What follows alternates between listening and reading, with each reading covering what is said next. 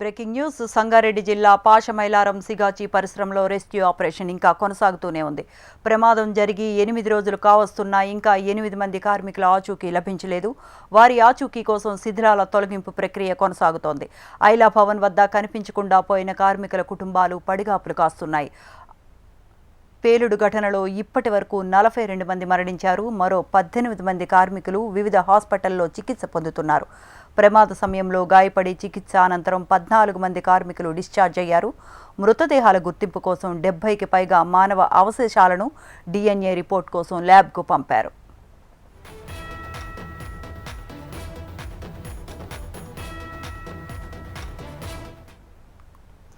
సంగారెడ్డి జిల్లా పాషమైలారం సిగాచి పరిశ్రమలో rescue operation ఇంకా కొనసాగుతూనే ఉంది.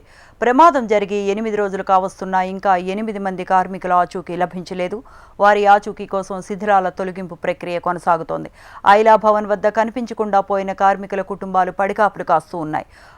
ఆ పేలుడు ఘటనలో ఇప్పటి వరకు 42 మంది మరణించారు. మరో 18 మంది కార్మికులు వివిధ హాస్పిటల్లో చికిత్స పొందుతున్నారు. ప్రమాద సమయంలో గాయపడి చికిత్స అనంతరం 14 మంది కార్మికులు డిశ్చార్జ్ అయ్యారు. మృతదేహాల గుర్తింపు కోసం 70కి పైగా మానవ అవశేషాలను DNA రిపోర్ట్ కోసం ల్యాబ్కు పంపించారు.